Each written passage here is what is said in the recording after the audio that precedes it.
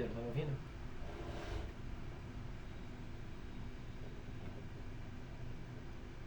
Opa, tô sim. Só, é, só não vou me ligar minha câmera agora porque eu tô tentando arrumar os fios dessa máquina aqui. Sem problema. Se quiser esperar mais um pouquinho também, a gente espera. Pra você se ajeitar aí. Beleza. Tá limpando minha fonte aqui. Vou ficar esperando aqui só avisar. Quer acho Aí, que cara. vai ser só a gente de novo então. Ah, É, cara, você não chegou a terminar o livro aquela. inteiro, né? Não, pois é, eu não cheguei, cara. Esse mês realmente eu fiquei muito ocupado e eu acabei só lendo até mais ou menos o capítulo 4. Aí eu li só a metade, basicamente, do livro. Aham. Capítulo 4, deixa eu ver aqui qual era exatamente. Sobre o O bem-estar capítulo material, 4 né? é aquele que é o bem-estar como soberano. Entendi. Algo assim. Tá, a gente pode discutir então. Eu fiz uma. Eu separei aqui um resumo dos capítulos, então dá pra saber ó, mais ou menos onde a gente pode parar. Tá, Beleza. se quiser começar por onde. Até onde você foi, né? Suas considerações a respeito do livro. Cara, rapidinho, eu só vou tentar pegar um. Eu não sei se é seu áudio que tá meio baixo. Deixa eu ver aqui se no meu Discord. Pode Eu ser o meu não áudio, tô que eu tô conseguindo te falando. ouvir. Eu tô falando direto com o microfone do computador que tá a um metro mais ou menos de distância de mim. Acho que é o meu áudio assim. Ah, entendi. E eu tô com a voz Dá meio, uma meio aumentada lascada aqui, acho também. que agora melhorou. Cara, é. Assim, eu acho que. Eu me surpreendi com esse livro. Eu achei que, depois de ter lido Ideias Têm Consequências, e o. Geralmente quando a gente lê Ideias Têm Consequências, etc., a gente acaba tendo um panorama geral do problema do mundo moderno, né?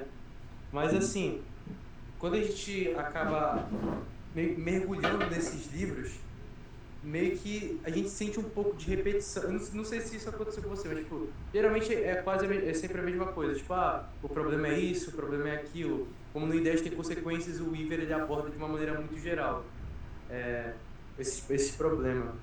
Isso é bom, mas para introdução. E aí eu fui para o Saber dos Antigos, é, achando que, pô, ia ser um panorama geral também, o livro de introdução, mas eu me surpreendi porque ele realmente cavou bem mais fundo no problema. Enquanto ideias têm consequências, meio que você estava abrindo o terreno, no Saber dos Antigos você cava ele de uma vez. No que eu quero dizer, a profundidade da crítica, né? A profundidade do Weaver é meio curto, o livro só tem 200 páginas. Agora, do Reale já é bem mais sustentado e por isso mesmo é um pouco mais difícil de se compreender, né? Pera aí, rapidinho, só sair e entrar aqui porque tá travado.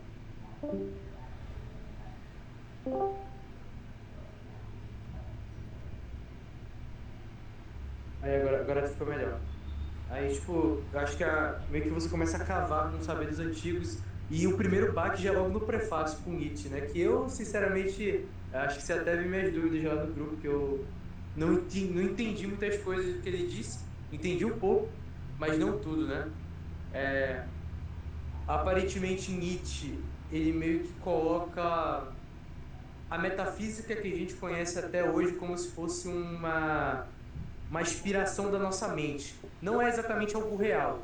É meio que algo que o ser humano acha e que faz sentido porque meio que dá sentido à nossa vida, dá sentido à existência do universo e à do ser humano. E aí ele começa abordando justamente esse problema, né?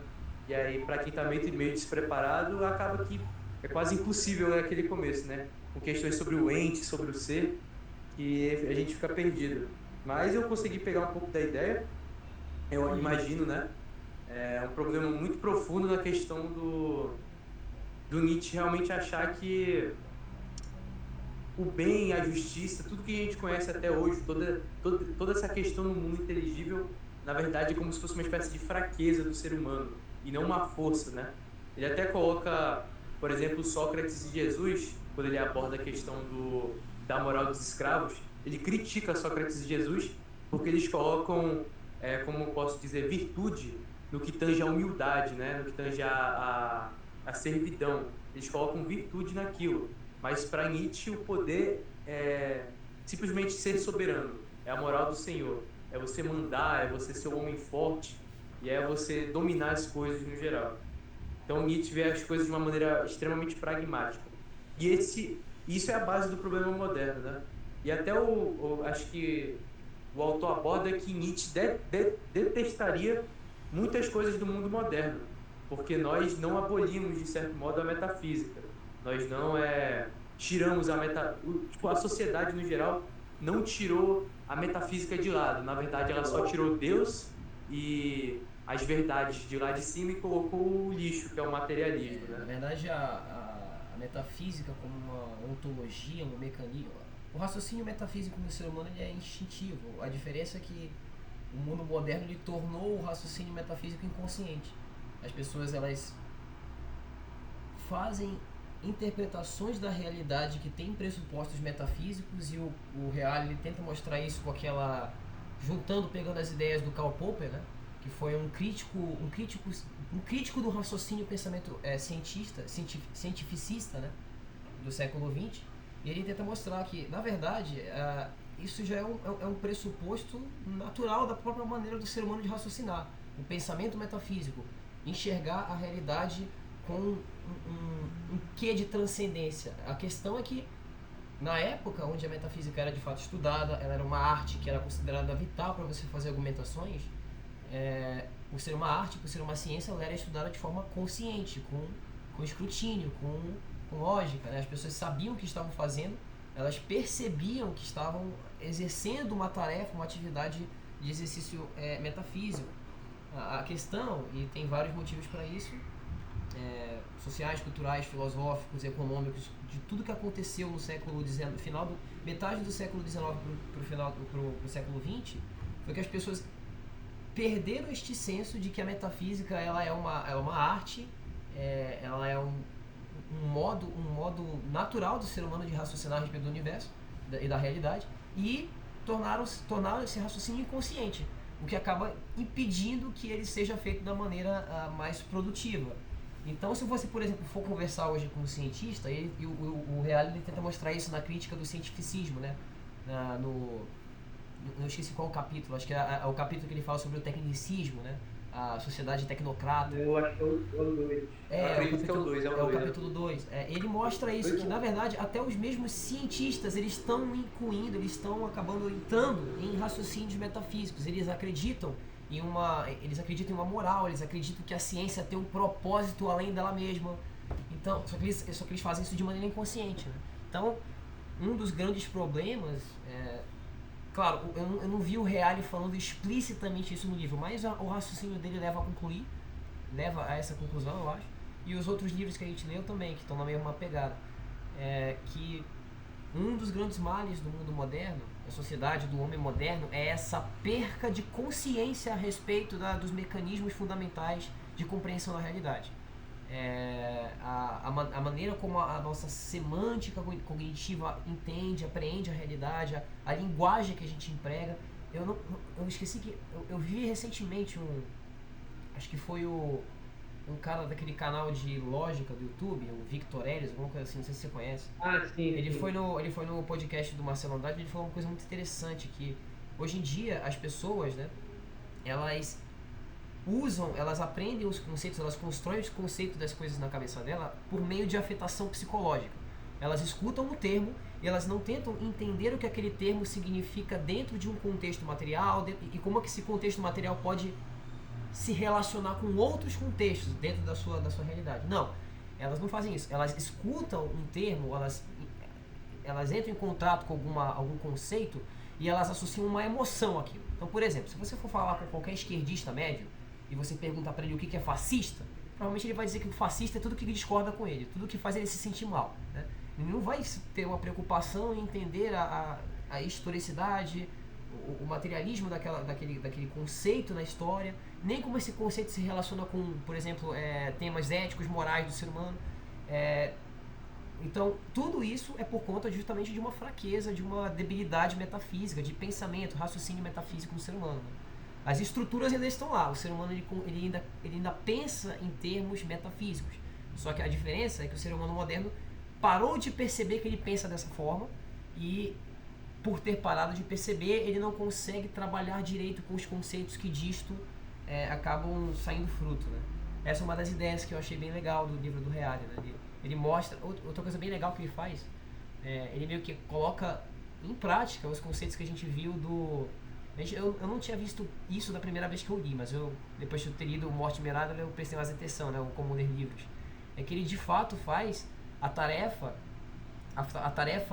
cognitiva de leitura da maneira pragmática e correta, porque primeiro ele te apresenta o problema, ou seja, uma leitura elementar do conceito, ele vai dizer mais ou menos o que é, quem que foi que cunhou aqueles termos, e depois ele não pensa, ele não trata de criticar diretamente aquilo, não. Ele mostra o que pensadores da mesma época ou pessoas que estavam convivendo no mesmo contexto social e histórico pensam a respeito. Por exemplo, ele utiliza o Karl Popper, que foi um cientista que estava na época do...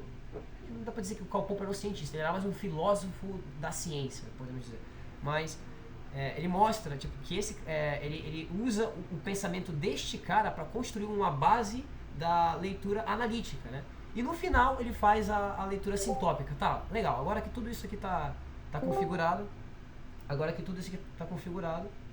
qual é a solução para isso? Como que a gente faz a mescla das duas narrativas, né? E qual é a solução proposta? Então, ter lido, eu acho, o livro do Mortimer Adler primeiro, agora nessa minha segunda lida do Reale, deixou a leitura muito mais enriquecedora, porque dá pra ver que ele é de fato um pensador muito prolixo, né? Ele consegue implementar esses termos de maneira, essas técnicas de leitura de maneira muito sistemática e deixa a leitura muito... Ela pode ser um pouco complexa, sim, mas ela deixa sequencial. Se você ler direitinho, certinho, você vai chegar à conclusão que você vai chegar às mesmas conclusões que ele chega, né? É uma argumentação muito poderosa. Só um devaneio aqui. Pode continuar aí a sua. Não, você estava seguindo a mesma linha e isso até contribui no argumento do Adler, né? Que a maioria dos livros bons você vai conseguir aplicar essas regras do Adler. Se o livro for ruim, é aquele livro que é ilógico, que você lê um argumento e depois você lê outro, mas você não da forma que o autor coloca, é impossível você tirar uma conclusão daquilo. São argumentos desconexos e que não seguem uma linha. Então, o livro do Saberes Antigos já se consagra como bom só nesse ponto. E aí, tipo, cara, no primeiro capítulo ele fala... É no primeiro capítulo, no caso, que ele discute a questão do cientificismo e do reducionismo. E aí, nessa parte, cara, eu vi muito da abolição do homem, né? Que é quando meio que o pessoal coloca a metafísica como se fosse algo meio espiritual, assim, tipo algo que, como você disse, né, algo inconsciente, algo que tem no ser humano, tá ali, que faz sentido, mas não é exatamente racional, digamos assim. É como se fosse quase uma mágica. E aí ele cita deixa eu pegar aqui o Charles Snow, né, para falar que a razão metafísica é meio que espiritual, assim, não é exatamente um conhecimento, e se for, não é tão válido quanto o científico. E aí ele vai criticar um dos argumentos que eu brilhei assim na hora que eu vi foi quando ele cita que o próprio método científico exige uma metafísica na questão da hipótese, porque você vai observar uma realidade, só que aí que tá, você vai tirar uma abstração dessa realidade para ver se está certo ou se está errado. Eu acho que já até comentei no grupo também sobre a questão de você observar os peixes e você ver, eu vi 15 peixes, os 15 ficam dentro da água, portanto eu vou fazer uma hipótese, que o peixe é um animal exclusivamente aquático. Então esse próprio sentido da abstração metafísica, você consegue ver um pouco dele no método científico. Essa questão de... Claro, exige também o empirismo, né, de você ver, mas também tira uma conclusão sobre a realidade. Então o próprio método científico exige isso. E é um argumento sensacional, cara. Eu realmente brilhei quando eu vi isso. E na questão também... Cadê? Se eu não me engano, até anotei aqui. que no final ele apresenta a lei do eterno retorno, do Nietzsche, né?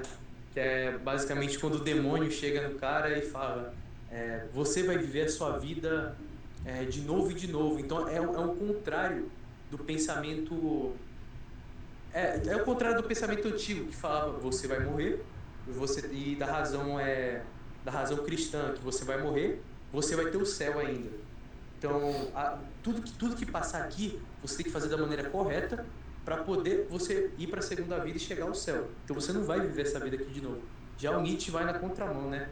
Ele diz: você tem que pensar durante a sua vida que você vai viver isso para todo sempre. É, e isso já exalta a natureza hedonista do Nietzsche, né? Que no caso você vai ter esses prazeres para todo sempre. Então, ele induz você a buscar os prazeres o mais rápido possível, porque já que você vai viver aquilo eternamente, você vai querer ter um prazer eterno. E até analisando assim de um ponto mais teológico, é um pouco doentio esse tipo de pensamento. Mas é uma ideia extremamente interessante que resume um pouco do Nietzsche, né? Ele usa bastante o Heidegger para criticar. Ele usa a interpretação do Heidegger para criticar o Nietzsche. O Heidegger, você sabe dizer se ele era contemporâneo do Nietzsche ou se ele foi depois? Um pouco depois. Ah, entendi. Aí, cara, o primeiro capítulo abre com chave de ouro. É, ele meio que já refuta um pouco do cientificismo, porque se a gente recusar a metafísica, o método científico não passa de uma aposta, de sei lá, vou ver se está certo ou se está errado. E o cientificismo se resumiria a isso. Sim. Você tem o comentário a fazer sobre Assim, o capítulo 1? Eu já fiz. Dessa questão científica? Ironicamente, eu talvez já tenha mencionado em algumas das outras conversas que a gente teve, que eu não vou dizer provas, né? Porque para usar o termo prova já seria incluir no próprio raciocínio cientificista, que você precisa de provas para acreditar em qualquer coisa, que não é verdade. Mas, tá, vamos fazer essa abstração aqui. A prova de que me convenceu, acho que é a mais poderosa, né? De que o cientificismo ou a pura materialidade do método, né? O método cientista, ele é uma ferramenta dentro de um contexto de busca de conhecimento humano. Apenas um deles. Você pode chegar a conhecimento de outras formas. Por exemplo, utilizando intuição, utilizando de raciocínio metafísico, a própria experiência também, o empirismo, ele é uma maneira de você chegar a conclusões muito sólidas a respeito da realidade, que não necessariamente se encaixam em provas puramente materiais e científicas para validar uma cosmologia, né? uma visão de mundo. Mais uma das provas que mais me deixou assim, cara, esse argumento aqui é forte, a respeito contra o cientificismo, ou seja, tudo tem que depender da ciência, é que eu já comentei isso algumas vezes, mas o próprio método científico, o nascimento dele, o surgimento do método científico, ele foi uma empreitada de fé. Porque hoje em dia é muito simples, muito fácil, já está muito engravado na nossa cabeça, no nosso inconsciente de pessoas modernas, pós-revolução iluminista, de que a ciência tem as respostas para a materialidade. Se a gente fizer uma experiência a respeito de um tal fenômeno natural aqui, a gente vai chegar a uma conclusão. Ou de X ou de Y, mas a gente vai chegar a uma conclusão. Na época dos antigos, e eu estou falando, sei lá, baixa Idade Média, século VIII até o século XI, mais ou menos, século X, não se tinha essa certeza. Os primeiros cientistas que, coincidentemente ou não, eram católicos, eram cristãos, eram padres, né, eram monges, tinha um burburinho na sociedade na época de que tinha uma certa descrença a respeito de tentar compreender o mundo por veias naturais. A sociedade da época achava que era impossível. Não tem como a gente compreender a realidade porque ela é um mistério divino, é impossível a gente compreender ela.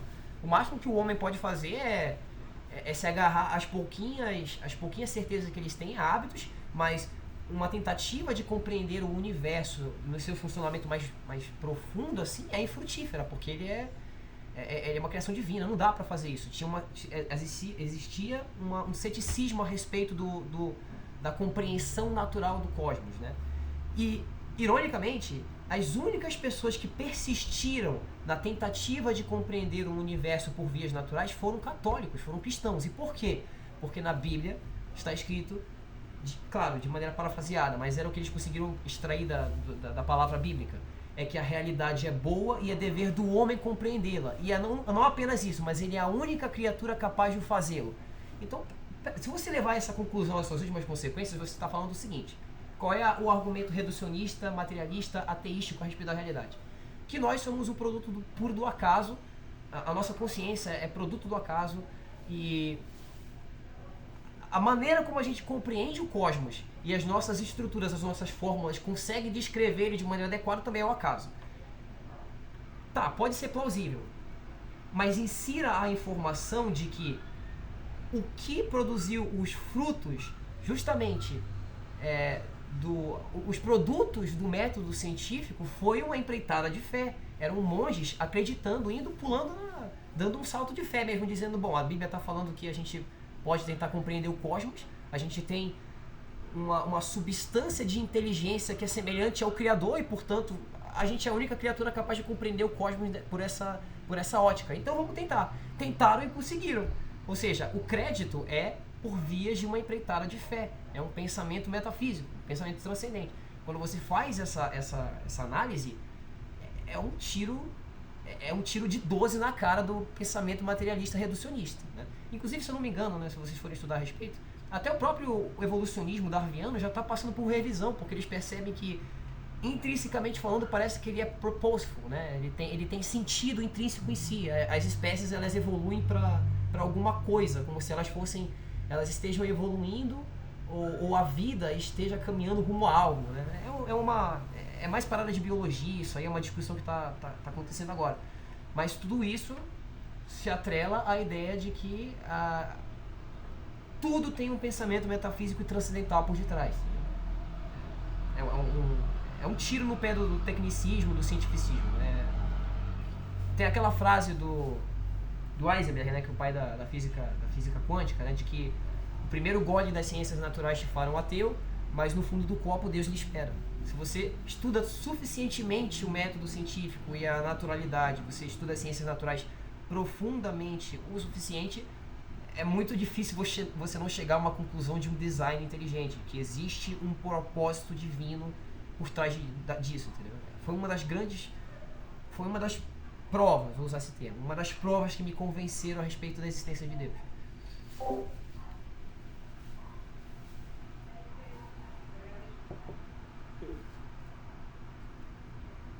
Cara, uma coisa interessante também que você já tem citado durante as nossas conversas aqui a respeito dos livros que a gente lê, é sobre, tipo, como a própria visão do pessoal que iniciou a ciência, tipo Newton e essa galera, era uma visão que não ia só no material, eles acreditavam numa espécie de... profundamente gnóstico, né, a matéria disso. Tipo, eles gnóstica, influenciada profundamente pelo gnosticismo, sim, mas não era materialista, não era reducionista, né? Óbvio que não, claro que não. Sim, 80% da produção intelectual do Newton era alquímica, mística, entendeu? Os 20% que sobraram foi o que ele conseguiu converter no que a gente chama física, né? A física newtoniana, a física mecânica. Sim. Aí, cara, é o próprio tiro no pé, como você disse, né? Também porque, ao mesmo tempo que o pessoal fala, não, eu tenho dados que comprovam isso, já foi estudado isso, mas ao mesmo tempo a base do conhecimento científico é a dúvida, né? Então, e aí, é 100% de certeza ou eu posso duvidar, entende? Essa parte da dúvida que você até mesmo falou, se perdeu simplesmente. Os cientistas mais assim, os cientistas mais assim, maduros, né, eles reconhecem esse elemento de incerteza da ciência. Eles percebem que a ciência é apenas um dos instrumentos epistêmicos para chegar ao saber. Existem outros, né?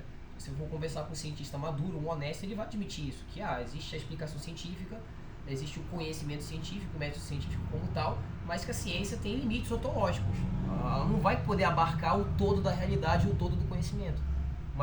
Tentar fazer isso seria uma soberba absurda, né? Mas eu diria que 90% dos cientistas não são maduros. Eles são torpes, eles são idiotas. Sim. Aí a gente já começa a entrar no âmbito também do capítulo 2, que ele fala muito sobre o ideologismo e o esquecimento do verdadeiro. Esse aqui é um capítulo. Cara, todo capítulo desse livro é incrível. Mas esse aqui eu acho que talvez tenha sido o mais forte, né? Pela própria frase que inicia o capítulo, onde Nietzsche diz que a mentira é o poder, e aí Reale coloca uma frase do Platão falando que a verdade jamais é refutada. Nesse capítulo ele basicamente vai falar sobre o próprio conceito de ideologia, que o próprio Marx já colocava que a ideologia era uma farsa. Ele já falava que a ideologia era literalmente um disfarce da elite, né? Um conjunto de ideias da classe dominante que ia incidir sobre a classe mais popular, né? E aí só que esse próprio tipo de pensamento do Marx já é uma ideologia em si. Então a crítica do Reale já vai em cima disso. E, cara, deixa eu ler um pouco das minhas anotações aqui. Basicamente o argumento do Reale nesse livro é que você colocar você basicamente colocar como ideologia a negação, pelo próprio conceito de existir uma ideologia, já quer dizer que não existem verdades. Porque a ideologia é um conjunto de ideias, ou seja, é totalmente alterável. São pensamentos das pessoas que podem ou não ser verdadeiros. E aí, basicamente, transforma a moral do ser humano como algo extremamente mutável, que varia de acordo com a situação, que varia de acordo com o nosso contexto. No contexto X, isso pode ser certo, no contexto Y, isso é errado, isso é mal. Ou como o século XX mostrou pra gente, dependendo dos meios, né? Justificando os fins, justificando os meios, né? A bomba de Hiroshima é a maior prova. Porque, sei lá, por causa da guerra, entende? Torna o bem e o mal subjetivo. Só porque, sei lá, você está em guerra contra um país que é milhões de vezes mais fraco do que você vai e dizima mais de 2 cidades, né? É o pensamento utilitário completo, né? O cara que soltou a bomba lá pensou, vou matar 1 milhão de civis aqui para salvar 20 milhões. É um pensamento. Sim. O comentário que eu fiz a respeito desse capítulo, né, é o seguinte, né, que ele, examinando o ideologismo, né, que é a crença de que a verdade é um mero instrumento a serviço do poder ou de alguma classe, ele utiliza, por exemplo, o Marx, né, como exemplo, mostrando como o materialismo histórico dialético reduz as ideias a meros reflexos de relações materiais de produção. E aqui também o Marx cai no mesmo problema de todos os modernos. Ele tenta reduzir a episteme humana a um único campo, no caso, o materialismo histórico, né? Ele não consegue compreender a realidade de outra forma que não seja o materialismo histórico dialético. O autor, o Reale, argumenta que essa visão leva à manipulação da verdade, seja consciente ou inconsciente, e à imposição de ideologias, abrindo caminho para a violência e a opressão. O século XX é prova disso de novo. Reale contrapõe o ideologismo com a concepção grega de verdade, como a aletheia, né, traduzido literalmente para o não escondido, e com a insistência de Platão e Aristóteles na força intrínseca da verdade, que, como você falou, não pode ser refutada. A existência de ideologias é uma inconsistência lógica, porque naturalmente só pode existir uma verdade correta. Conheçam os humanos ela ou não, né? A cura para o ideologismo resiste na busca incessante da verdade e da sua defesa contra a manipulação ideológica. É o resumo que eu fiz do capítulo. Esse é exatamente o pensamento do capítulo no geral. Tem uma frase aqui do Marcel Conche, né? Não sei se é Marcel Conche, acredito que é Marcel Conche, sim. A filosofia é obrigada a enfrentar o dilema de continuar a ser palavra e de anular-se, enfim, no verbalismo, ou de ser uma sabedoria, uma vida prática, né? Então, ele abre depois com uma frase de Sócrates falando que a filosofia tem que ser algo que deve ser vivida. Pelo próprio conceito dela em si. Se você chega e você, por exemplo, como Marx, e fala alguma coisa, mas ele mesmo não vive aquilo, e aquilo é, sei lá, praticamente impossível de ser vivido, aquilo não é filosofia e tampouco uma verdade. Essa é a grande dificuldade, eu acho, da filosofia, né? Porque, por exemplo, você tem esforços muito nobres de tentar conceber novos sistemas filosóficos em busca para tentar guiar a vida humana. Foi o que, por exemplo, Nietzsche tentou fazer. É isso que eu tentei dizer quando, por exemplo, eu disse que a tentativa do Nietzsche de criar uma nova moral humana, ela é nobre. eu consigo ver beleza nisso. Ele percebe que a sociedade dele está entrando numa degradação nihilística fodida. Não era como se o Nietzsche gostasse dessas coisas. Ele via isso com um certo assim, puta, fudeu. Tanto é que ele fala que ele é o profeta do niilismo, né? Ele acerta, ele prevê o século XX praticamente inteiro e parte do nosso século XXI. A tentativa que ele tenta fazer é nobre. Ele tenta criar ele tenta resgatar no senso, por exemplo, da moral pagã, né, dos romanos e tal, época do bronze, a força, a beleza intrínseca do espírito humano. Isso é um esforço nobre, né? Mas a despeito dessas tentativas, ele não conseguiu viver isso, implementar isso na vida dele, né? Agora você pega, por exemplo, um contraste com isso, com a vida, por exemplo, de Sócrates. O Sócrates, ele não escreveu nenhuma linha de nada, ele não escreveu nada. Ele apenas viveu a filosofia dele. A filosofia tem de ser vivida, e ele é o maior exemplo de filósofo por causa disso. Ele viveu e morreu com a sua prática filosófica, né? Então, um exemplo ainda mais supremo do que isso, o exemplo mais supremo o outro, né? Jesus Cristo. Jesus Cristo também viveu e morreu sendo ele mesmo a encarnação da sua moral, né? da sua mensagem. Então, eu também não lembro de ouvir isso, acho que foi com Jordan Peterson, que as coisas mais reais, as coisas mais verdadeiras são as coisas mais difíceis. A coisa mais difícil de ser implementada e que te trouxer maior quantidade de dor e sofrimento é a coisa mais real. Talvez por isso que Jesus Cristo, quando é crucificado, tem um sofrimento que a gente consegue sequer imaginar a quantidade de sofrimento que ele passou, tanto psicológico, emocional, espiritual, quanto físico, né? Porque, porra, pensa, imagina uma mãe ver o seu filho ser crucificado na frente dela, e pior, o filho inocente, tipo, é a pior história que você pode conceber na sua cabeça. E ainda assim ele viveu aquilo de forma nobre, né? Ele abraçou aquilo. Então, acho que é o Jordan Peterson que fala, as coisas mais reais, as coisas mais verdadeiras, e a verdade é o objetivo da filosofia, são as coisas mais difíceis.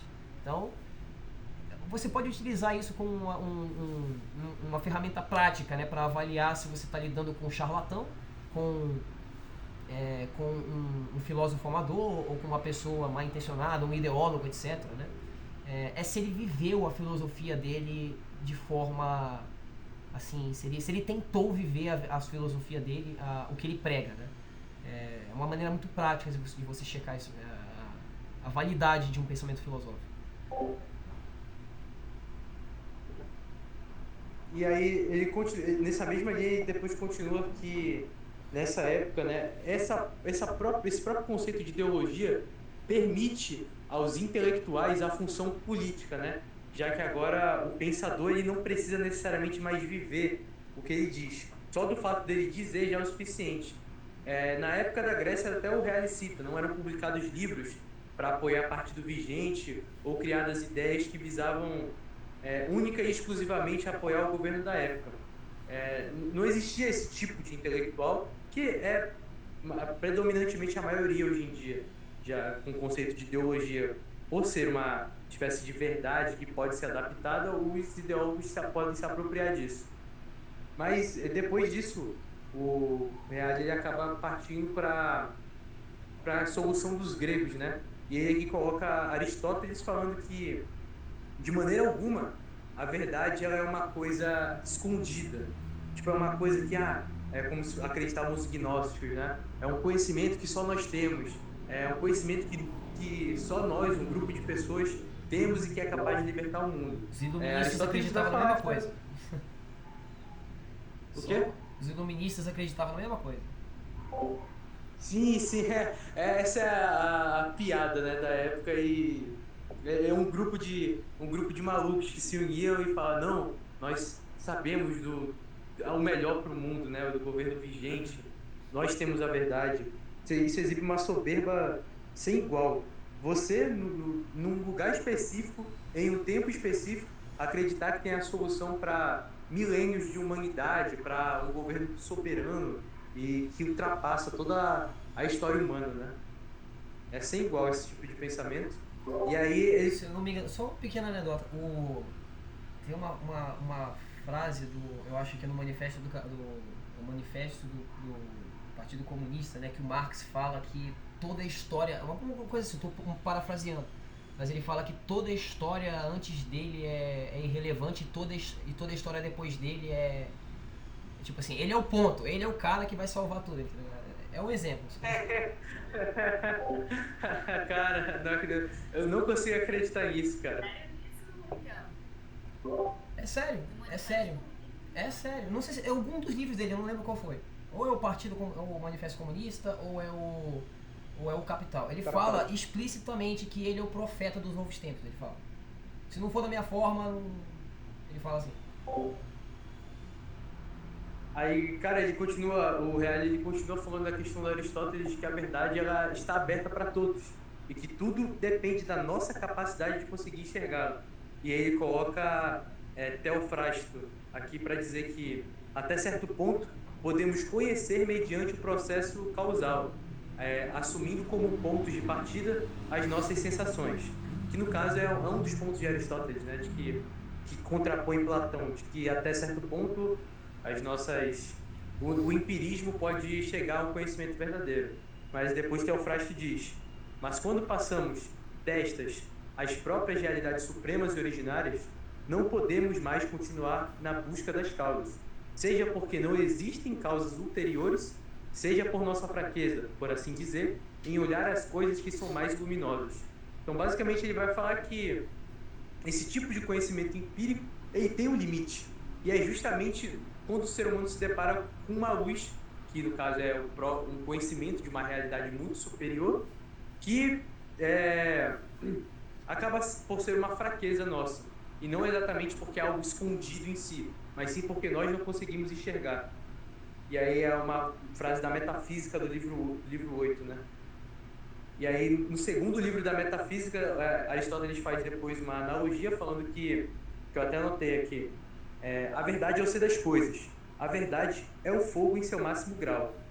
Ele está em seu máximo grau porque é capaz de esquentar todas as coisas.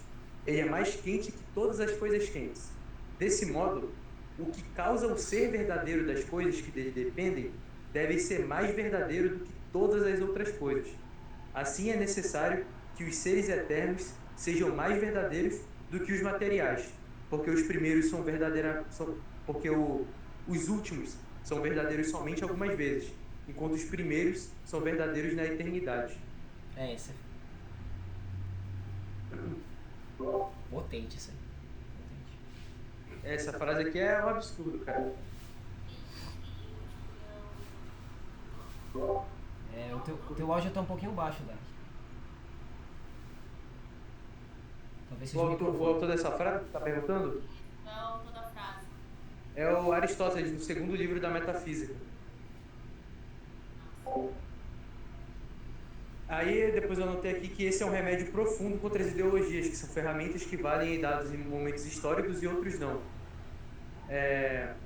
E confirmamos isso quando vemos que o que derrubou a teoria socialista não foram outras ideologias, mas sim a própria realidade e acontecimentos consequentes dessa ideologia, ou seja, a praxis. Então, de certo modo, é impossível você derrubar uma ideologia com outra ideologia. E essa é uma das falhas do liberalismo, né? Ele tenta derrubar as ideias socialistas, que é uma ideologia, com outra ideologia, que é a ideologia liberal. Ele tenta utilizar... Isso é uma coisa que eu sou extremamente crítico com o pessoal que se diz de direito hoje em dia. É que eles utilizam os próprios termos, a própria semântica do pensamento que já está contaminado com a ideologia para tentar bater na ideologia. Entende? Sim, tipo, com questão de os caras da MBL, né? Democracia e tal. Cara, isso já é um termo deflagrado, até mesmo a palavra capitalismo, né? O termo democracia, de novo, hoje em dia, é a mesma coisa que nada. É uma afetação psicológica. A pessoa escuta democracia, ela não está preocupada com o conceito disso. Ela está preocupada com o que ela sente a respeito da palavra. Todo mundo é assim hoje em dia. De novo, é uma deficiência, uma carência de raciocínio metafísico, de um raciocínio conceitual, né, semântico. Não lembro também quem foi que falou, cara. Eu escuto essas frases assim em podcasts, aulas e tal, né? Na internet. E aí eu fico com raiva de não lembrar a porcaria do autor. Mas é uma frase que é de algum filósofo do século XX que fala que o mal do século XX vai ser a linguística. Vai ser a maneira como as pessoas usam palavras que significam outras coisas. Demais. Tipo, até o próprio conceito de capitalismo. O que é exatamente esse conceito? É o livre mercado? É o conjunto de ideias liberais? Ou então é o monopólio de empresas? Ou é a dominação do patrão? Muitas pessoas usam o termo capitalismo para se referir a, sei lá, desigualdade salarial. O que é um negócio absurdo, assim. Por isso que é um termo muito ruim de ser usado em questão de debate, principalmente com quem não conhece o termo a fundo, né? E no final, continuando um pouco do meu resumo aqui, que no final do segundo capítulo ele usa Aristóteles e Platão para ressaltar o poder da verdade, né? E aqui eu escrevi: Aristóteles confirma isso no quarto livro da Metafísica, onde até mesmo quem deseja refutar o princípio da força da verdade deve utilizá-lo, que no caso é o princípio da não contradição. Ele explica que... Exatamente. Quer dizer, então, se o cara fala... É tipo assim, né? Se o cara fala que não existem verdades, isso é uma verdade ou uma mentira? Porra. Sim, é lógica. E para você tentar respaldar isso, você tem que fazer um malabarismo semântico imenso, que no final não quer dizer nada. Se você nega a verdade, ao negar a verdade, você está fazendo uma negação. E a negação é uma contestação sobre a realidade. Então você está falando que algo é verdadeiro. A mesma coisa das verdades são relativas, né? Se é uma verdade, a própria frase não tem nem sentido. E o princípio da não contradição... Toda verdade é relativa, com exceção da verdade que eu acabei de falar. É tipo isso. Sim. O princípio da não contradição é como se fosse um barco, assim, que a humanidade nunca vai conseguir destruir. É impossível, é só, sei lá, se você remover o encéfalo de todos os seres humanos da face da Terra, e aí talvez você consiga acabar com esse princípio, né? Pois é. Sim, você parou. Essa é uma ideia que está em qual capítulo? Você falou o capítulo 2, né? É o 2. É o final do capítulo 2. Ele tá relacionado à ideia de verdade como ferramenta para o combate da ideologia, realmente. Lendo esse livro de novo, né? Eu tinha lido, acho que há uns 6 meses atrás. Eu me deparei com um capítulo que eu achei maravilhoso. Eu já tinha essa ideia antes, talvez eu tenha tirado essa ideia inconscientemente desse livro, né? Mas agora ficou claro, né? Eu já tinha essa ideia antes de que o mal fundamental, as coisas que fazem o ser humano se desviar da verdade, talvez a principal delas seja o problema do ressentimento e o problema da violência, que é o problema que o Reale aborda no capítulo 5 do livro, né? A difusão da violência. Ele fala que ele aborda a crescente difusão da violência como um método de solução para problemas, né? Ele usa o exemplo lá, o Giovanni Reale escreveu esse livro na década de 90, final da década de 90, e tinha aqueles atentados sinistros, né, nos Estados Unidos, de crianças, adolescentes matando pessoas, simplesmente matar, né? E aí ele argumenta como... Eu acho que você não chegou nesse capítulo, né? Capítulo 5. Não, acho que não. Mas ele é o capítulo logo após dele bater na ideia do bem-estar material, né? Que, já que a gente não tem como chegar a transcendências divinas, supremas, aqui a gente tem que chegar por vias materiais, ou o tecnicismo, ou a técnica vai ser a ferramenta última para a solução dos problemas do mundo. A gente está vendo isso acontecendo de novo agora, com o pessoal com tesão, de pau duro, com a porcaria da inteligência artificial geral, que acha que vai salvar toda a humanidade. A gente vai viver num hipercomunismo espacial, capitalista, que todos os males da sociedade vão ser sanados. Isso realmente é uma discussão que está acontecendo. O pessoal está... É só tu ver os trilhões de dólares que estão sendo investidos aí na criação de supercomputadores, superclusters para treinamento de inteligência artificial, né? Eles acham que a técnica vai salvar o humano, né? Para atingir o bem-estar material e, por consequência, chegar no conceito rasíssimo que é a felicidade, né? A felicidade é ter as minhas... É fazer o que eu quero, é fazer ter as minhas necessidades atendidas, é ter uma casa na minha cabeça, não, enfim. Depois disso, o Giovanni Reale ele entra um pouco mais profundo na ideia da violência, como tudo isso incorre num certo problema, vai desembocar num problema de violência, de desumanização do homem, né? Uma ideia muito semelhante com a abordada pelo C.S. Lewis no Abolição do Homem, né? Que o homem vai se tornando cada vez mais cascas, né? Ele vai perdendo a sua essência e vai virando uma coisa oca. E nesse capítulo aqui, ele mostra, né? Ele compara o espírito moderno com a figura bíblica de Caim, né? Que foi o primeiro assassino. E não apenas um assassino, mas ele foi um fatricida, né? Ele matou seu irmão, o cara que nasceu com ele ali. Ele mostra como esse paradigma, né, do homem violento se contrapõe com a visão da revolução de não violência do Sócrates.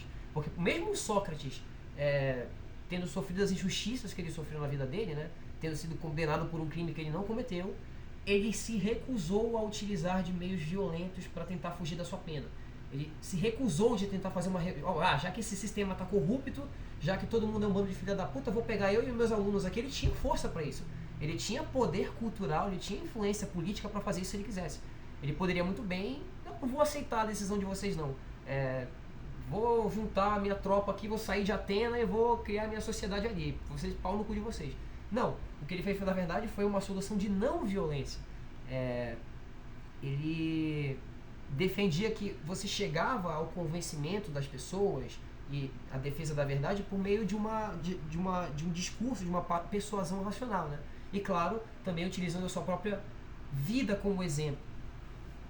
Então, esse exemplo da revolução de não violência, ele também ele faz um paralelo com a ideia, e para mim ela é uma evolução, uma consequência natural da ideia de não violência, né? A ideia de não violência socrática, ela é um precursor da ideia cristã de amor pela humanidade, né? A revolução do amor, podemos dizer assim, né? Que leva à superação radical da violência através justamente de amor e compaixão.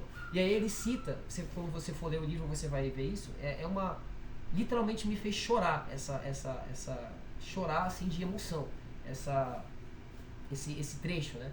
Que ele discute os trechos, né, de um livro chamado A Mi-Utopia, que seria algo como uma distopia, né? Mi é a negação e utopia eu esqueci a tradução grega, mas utopia é o que a gente conhece como utopia. Então, Mi-Utopia é a negação da utopia, ou seja, uma distopia, né? E aí ele tá analisando um livro de um cara chamado, só checando aqui, deixa eu só ver o nome do cara para não falar besteira, acho que é Dino. Isso, Dino Buzzati, com um livro que ele fez chamado A Revolta dos Cretinos, né? Que é uma sociedade onde as pessoas estão profundamente preocupadas com a ideia de igualdade. A igualdade, a desigualdade é o maior mal do ser humano. A desigualdade tem que ser sanada e acabada a qualquer circunstância, né? E claro, como qualquer obra, como qualquer livro, assim, ele é um pouco caricato, ele extrapola termos, né? Mas, por exemplo, essa sociedade está tão preocupada com o termo da desigualdade que ela tenta erradicar a desigualdade em todas as áreas da vida humana.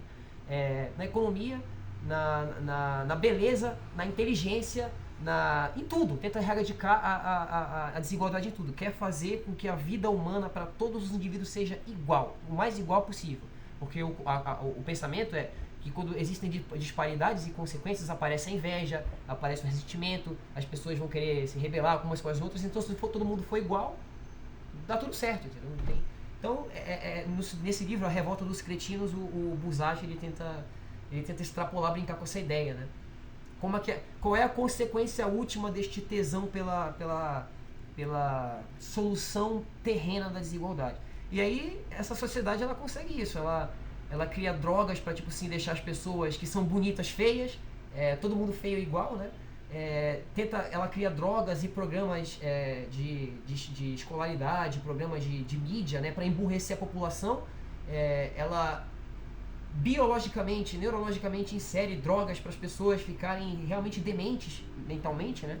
E aí por um tempo a sociedade ela fica realmente igual. Uma sociedade, justamente como ele falou, uma sociedade de cretinos. São pessoas feias, são pessoas ignorantes, até os políticos, né, que foram os últimos a sofrer essa punição, entre aspas, porque eram eles que controlavam o programa, né? Tiveram que se submeter a isso para todo mundo ficar igual, para todo mundo ficar cretino, idiota e feio igual. A única coisa que eles não conseguiram igualar foi a alma humana, o espírito do homem, porque ainda existiam homens bons e ainda existiam homens maus. E os homens bons, eventualmente, prevaleciam sobre os maus, porque as pessoas queriam ficar mais perto dos bons. Então, inicialmente, ele dá um exemplo, né? Um cara mau, uma pessoa mau, por mais feio, horroroso, estúpido, idiota o vizinho dele fosse, ele percebia que o vizinho dele era mais feliz, o vizinho dele era mais alegre com a vida, aparentemente tinha menos problemas, né? Era mais alegre, tinha uma família e tal, etc.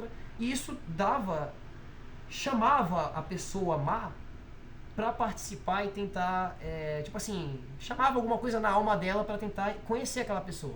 Inicialmente de forma assim, cética, né? Um pouco descreditada, até com nojo, mas aos poucos se abrindo a ideia, aos poucos tentando imitar o comportamento da pessoa, até que quando ela menos se desse conta, ela também era uma pessoa boa.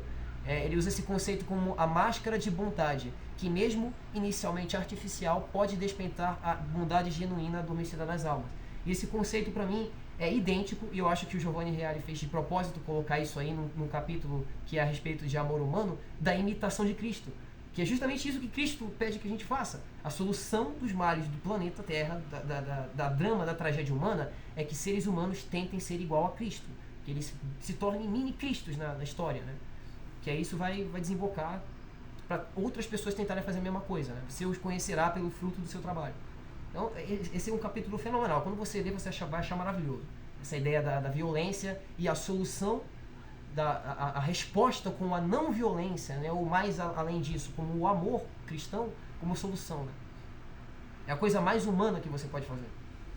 Você não é um humano de verdade até que você tenha abstraído um pouco, compreendido um pouco dessa sensação, né? Ele usa ele até faz um argumento, né? Que não é um livro cristão, não é um livro de apologética, mas ele faz esse argumento: olha, mesmo os leitores desse livro que não acreditam em Cristo, não acreditam necessariamente na realidade cristã, hão de ter de concordar que isso aqui é uma solução muito óbvia, muito lógica para os problemas, para os males modernos, particularmente com o que tange a violência, né? Mas não apenas ela.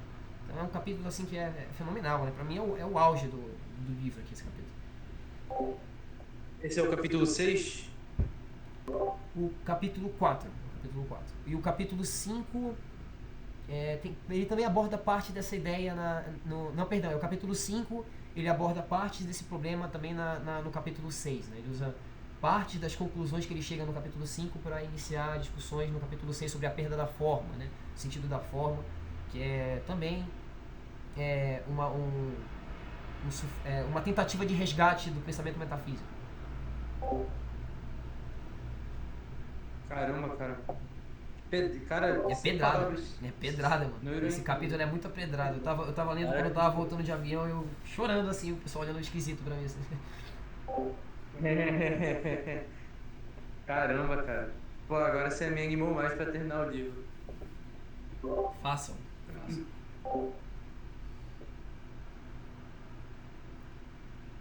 Cara, eu li até mais ou menos. Eu li até mais ou menos metade do capítulo 4. A última coisa que eu ia citar aqui é a respeito da contemplação humana, né? Aquela que você até mandou no grupo sobre a respeito do Gênesis, que quando Deus criou o homem, ele não mandou o homem destrua árvores, eu quero que você construa uma IA e você literalmente isso. Desde não fez o homem para isso. Apesar do homem ter essa capacidade de criação que é proveniente de Deus, a primeira coisa que Deus fala para Adão é: nomeie a minha natureza, dê nomes às coisas. E dar nomes às coisas é classificá-las. E para classificar algo, você tem que contemplar. E é a função básica do ser humano, é a função básica da razão.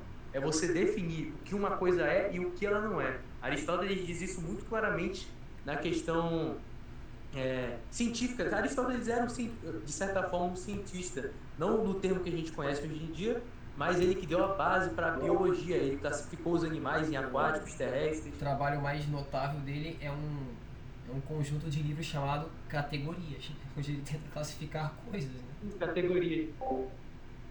Sim, ele categoriza. Esse é a essência do conhecimento humano. Não é a ação sobre a realidade, mas é sim compreendê-la. Isso é um alimento para a alma E aqui ele cita Fedro de Platão e ele faz uma metáfora assim, outro nível. É um negócio que, se você mostra para, como eu posso dizer, uma pessoa que nunca teve tipo de contato com isso, ela não vai entender absolutamente nada e vai achar que é uma pura fantasia. Mas quando você tenta e realmente se esforça para entender, é uma coisa belíssima de se ver, né? Que é a questão do prado da verdade. Que ele fala que as almas se dirigem para se alimentar do único alimento apropriado para elas. E esse alimento é o único que permite elas voarem mais alto. É como se as almas elas se dirigissem para um prado que é muito distante. É como, de certo modo, dá para fazer uma parábola do semeador, né? As almas se dividem ao prado muito distante, algumas se perdem, outras acabam por não encontrá-lo e voltam, que é como se fossem as sementes, né? Algumas são jogadas, outras ficam na pedra, etc. Mas aquelas que realmente se esforçam e alcançam o prado, elas se alimentam do único alimento que pode fazê-las felizes. E quando elas voltam para casa, voltar para esse prado já é mais fácil, porque aquele alimento providenciou isso. Então é exponencial. Quando você vai conhecendo a verdade, aí e você, por exemplo, você termina de ler esse livro. Quando você for para outro livro, já vai ser mais fácil de você entender. É um negócio exponencial. Isso é simplesmente É uma coisa difícil, espetacular. é uma coisa difícil para explicar, sim, é uma coisa difícil de explicar para pessoas que não estão. Isso eu acho que é um produto, é uma consequência natural do processo de você entrar em contato com a tradição filosófica. Porque não existe outra ciência, não existe outra arte na episteme humana, né, que se preocupe exclusivamente com buscar a verdade. Outras ciências do saber humano, elas têm essa busca de maneira intrínseca, de maneira inconsciente, né? O próprio método científico, a gente acabou de discutir aqui, né? Buscar a verdade, mas não é muito mais preocupado com a técnica do que necessariamente o fim, né? Mas a única arte, podemos dizer assim, é por isso que foi no livro do Weaver que a gente viu aquela metáfora da árvore, né, com os galhos subjacentes, acho que foi, que é difícil explicar para pessoas que não estão dentro do diálogo filosófico problemas encontrados dentro deste diálogo. E acho que é por isso que é muito importante todo mundo ler. Deveria ser uma atividade que todas as escolas do planeta Terra colocam para as crianças fazerem, que é ler os diálogos platônicos inteiros. Porra, vai levar o quê? 1 ano escolar? Não é difícil, entendeu? Um aluno de 15 anos, de 14 anos já consegue compreender ali razoavelmente bem muitos dos diálogos, entendeu? E são problemáticas que encaminham para uma visão holística de problemas mais complexos e focados da realidade. Por exemplo, problemas éticos, problemas de justiça, de legislação e tal. Todo mundo pode se aproveitar em qualquer área que seja da sua vida de conhecer estes problemas, e não apenas conhecer, porque a filosofia, ela de novo, ela é uma tradição. Não existe pensamento filosófico sem tradição filosófica.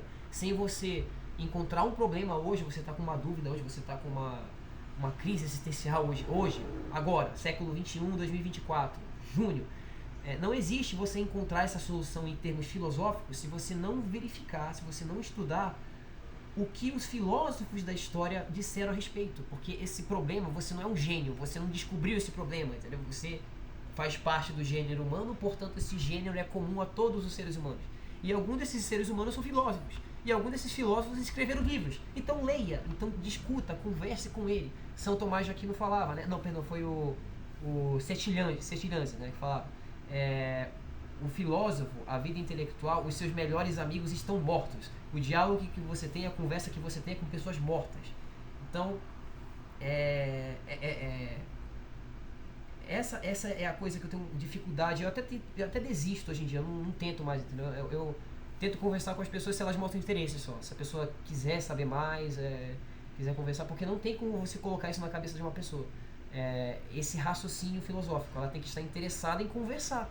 É meio que isso, ela tem que estar interessada em conversar e se debruçar sobre esses problemas, que provavelmente ela vai encontrar a resposta não em você, mas em pessoas mortas, pessoas que estão mortas há 2000 anos. Isso é muito difícil. É muito difícil fazer pessoas entenderem isso, entendeu? Eu nem tento mais, paciência. Por isso que o Seth Langes falava que a vida intelectual é uma vida muito solitária, é complicado. E, cara, isso dá pra fazer até uma analogia com o IPES maior, um dos primeiros diálogos, né, que o professor Guilherme coloca. Porque basicamente ele está resumido a vida intelectual. A conclusão que é chegada no final é que o belo é difícil, é uma conclusão em aporia, eles não chegam exatamente a uma definição do belo. Mas só naquela frase de que o belo é difícil, você já entende que a caminhada a partir dali para os outros diálogos é um negócio difícil, que você vai ter que E aí você tem duas opções. Primeiro, Sócrates, você vai continuar com aquilo, você vai ler os diálogos, você vai tentar entender, você não vai entender merda nenhuma, aí você vai tentar pensar, você vai rezar para Deus para ver se você entende alguma coisa, e aí você vai entender porque o belo é difícil, portanto o bem é difícil, e a sua alma vai chegar no prado da verdade. É um caminho difícil achar esse prado, está meio perdido, e você tem algumas vozes algumas vozes que tentam te guiar, e você tem que seguir estritamente o que elas estão falando. Ou então você pode ser que nem o Hippias. O Hippias, ele desiste de conversar com o Sócrates. O Sócrates vai tentando falar e no meio do diálogo ele fala, não, se você deixar eu pensar sozinho lá em casa, eu acho que eu consigo chegar numa conclusão, me dê tempo. Ele não queria debater, ele não queria se colocar nessa caminhada do belo ser difícil, né? O Hippias não queria isso. Então, esse é o segundo diálogo que o professor Guilherme coloca para você ler, mas ele dá uma resumida completa, através de uma metáfora, uma leitura que se pode fazer completa. Ou você é Hippias, ou você é Sócrates. Não tem meio termo. Então é belíssimo. Uma das... Assim, eu comecei a minha... Acho que dá pra chamar, assim, vou tentar... Eu sei que parece um pouco soberbo, né, mas... Eu vou... Por facilidade eu vou chamar assim, vai. Eu sei que eu tenho 24 anos de idade, eu não sou porra nenhuma. Mas o começo da minha vida intelectual, ironicamente, foi eu tomando uma porrada. Foi eu tentando ler um livro do... Foi na época que eu estava tentando entender ainda o conceito de... Tentando, sei lá, chegar a uma conclusão, fazer um esforço mais sério a respeito da existência de Deus, né? Eu era um agnóstico, no melhor dos casos um agnóstico, mas eu tinha muita descrença, muito ressentimento com o pensamento religioso, né? Então, eu estudava, eu gostava muito de escutar as aulas do Jordan Peterson na internet, né? Ele é um psicólogo e ele tenta fazer ponte semântica com filosofia, psicologia e neurociência, ou seja, materialidade pura mesmo, ciência material, com verdade de cunho transcendental. Por exemplo, ele tem uma série aí de aulas de 2 horas a respeito de Gênesis, onde ele dá insights, né, pensamentos de um ponto de vista secular a respeito de Gênesis. E aí ele menciona lá que o trabalho dele, né, ou pelo menos o modus operandi dele foi inspirado pelo Carl Jung, que é o psicanalista suíço, né, que foi aluno do Freud e tal, dentre outras coisas. Cunhou conceitos de inconsciência coletivo, de arquétipo, enfim. E aí eu pensei, porra, é um pensamento muito natural. Eu pensei assim, tá, vamos lá. Um pouco parecido também com o que o Guilherme Freire fez.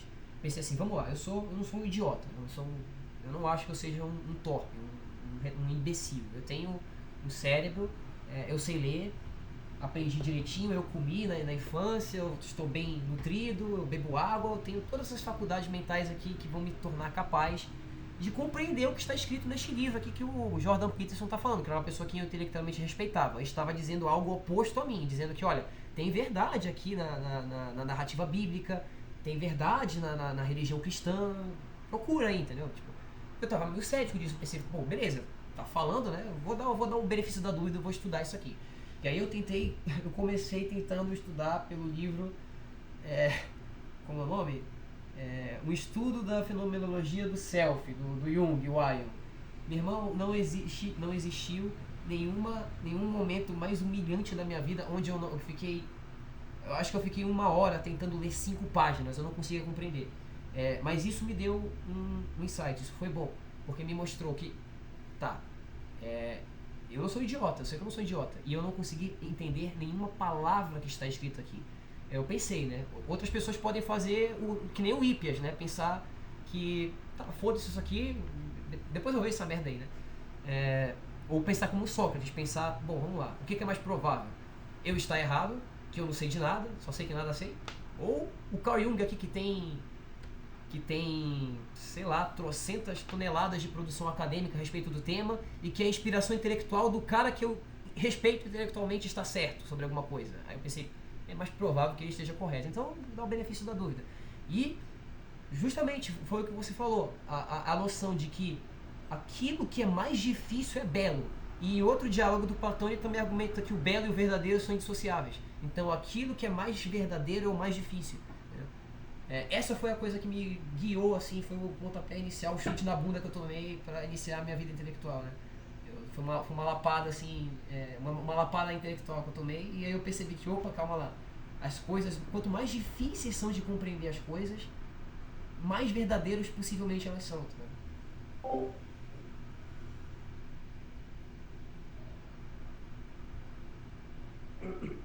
Pô, bem falado, cara. É exatamente esse o conceito do esforço, da intelectualidade.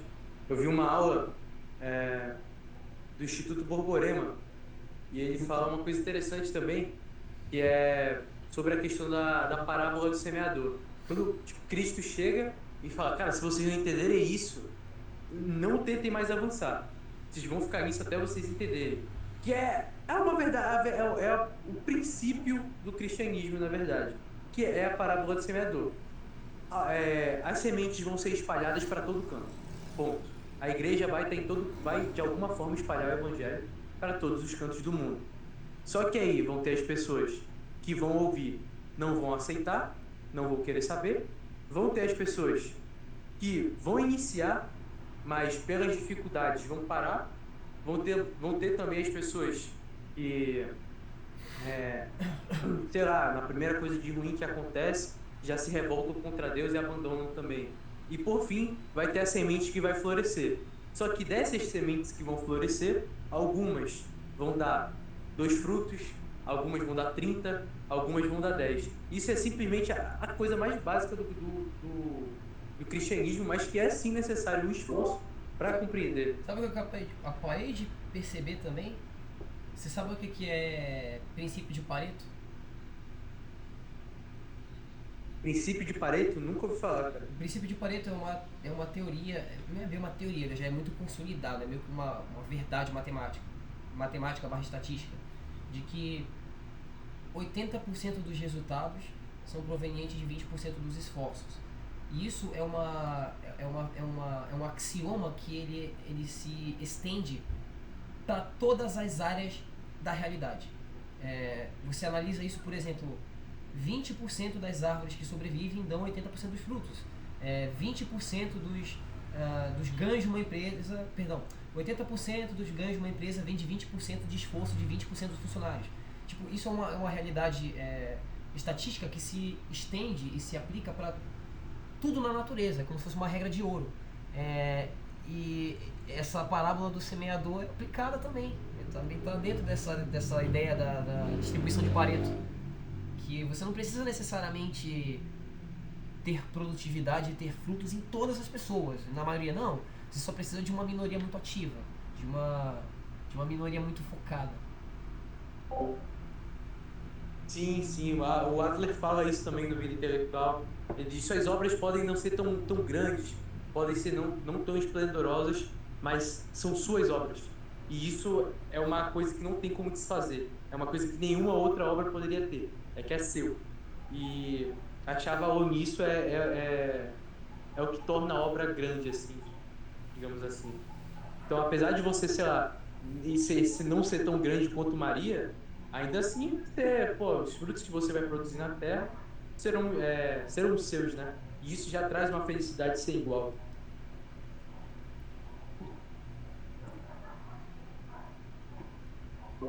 Eu acho que é isso, até mais ou menos o capítulo 4, né? O livro em si tem muito mais a oferecer, mas como eu não terminei de ler, infelizmente, eu acho que não consigo mais continuar conversando sobre o decorrer dele. Entendi. Você vai querer fazer a próxima reunião do livro mais ou menos quando? Que é para discutir o resto. Cara, eu vou ter, tipo, semana que vem eu já vou estar mais de boa. Depois de semana que vem vai ser meio complicado, porque eu vou ter minha feira tecnológica lá da fundação, aí eu vou ter que fazer meu projeto, apresentar lá. Mas aí eu vou entrar de férias dia 29, então acho que acho que dia 10. Você acha que tá tarde? Dia 10? Eu queria fazer um pouco mais cedo do dia 10. Talvez no Cara, eu, dia. eu acho que eu consigo. Eu acho que eu consigo. No dia 6, o que você Diga. acha? Vai cair num sábado. Sim, de boa, de boa. Perfeito. Eu vou estar de férias do dia 1 até o dia 14, então eu consigo dar uma rushada assim e ler de boa. Tá, aí dia 6 então a gente termina esse livro e aí a gente já encaminha o próximo. Qual que seria o próximo? A gente tinha discutido também que a gente ia dar uma enxugada nos livros introdutórios, ler só mais alguns e já passar direto para os diálogos, né? Você lembra qual eram os livros que a gente tinha estipulado? Cara, eu perdi a conversa porque eu troquei de celular Peraí, aqui. tá aqui, deixa eu Então colocar. eu não tenho. Vê se você consegue ter aí. Aqui, Ah, não, sim, eu ainda tenho sim a conversa, cadê? Tá, eu acho que tinha. O Saber dos Antigos a gente vai terminar agora. A gente vai ler O Homem Eterno. O Homem Eterno, Grandes Teses. sim. Grandes Teses da Filosofia Atomista, do Sérgio Lanza, sim. Tinha também o do Phaser, que era Sim, a última a superstição. Última Superstição. Tinha mais algum? E a vida de São Tomás. A Vida de São Tomás. Então a gente tem De mais João 4 Ameal. livros, né? Nessa parte introdutória aqui a gente já passa pra diálogo platônico, né?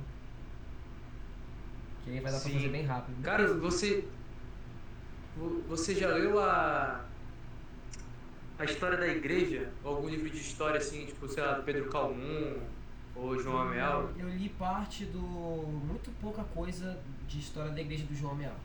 Pouca coisa. É bom, muito bom. Cara, eu não sei se daria pra introduzir também, porque a história da igreja do Hobbes, pelo menos, Seria né? bom. São Seria 600 bom. páginas e Seria tal. até interessante ler, talvez, algum livro de história da igreja depois de ler o Última Superstição, né? Acho que teria um poder retórico forte. Sim, eu li só, tipo, sei lá, umas 30 páginas do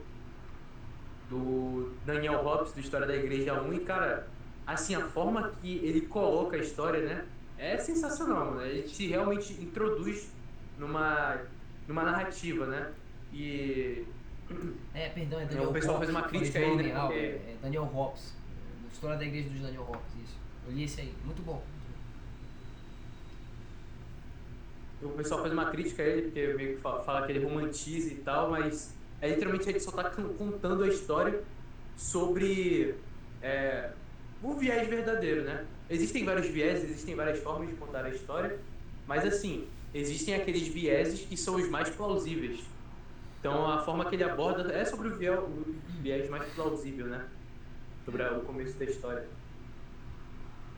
Então, beleza, é isso. A gente se reúne dia 6 para terminar as ideias do Giovanni Reale, Saber dos Antigos. E depois a gente vê para começar os outros livros que faltam da introdução. E é isso. Obrigado pela presença aí, Pedro e Dark. Valeu por aparecer. Eu consegui gravar aqui, eu acabei. Eu achei que eu ia estar fora de casa, mas eu consegui voltar pra casa e eu acabei conseguindo gravar a reunião aqui. E aí eu vou colocar lá no meu YouTube porque eu não tenho mais espaço no meu Google Drive. E aí eu mando pro pessoal que não conseguiu assistir. Fechou? Obrigado aí, pessoal. Obrigado, Pablo. Obrigado, Luiz. Valeu, Pedro. Valeu, Dark. Estamos juntos. Até a próxima. Boa Até dia tarde. 6. Até dia 6.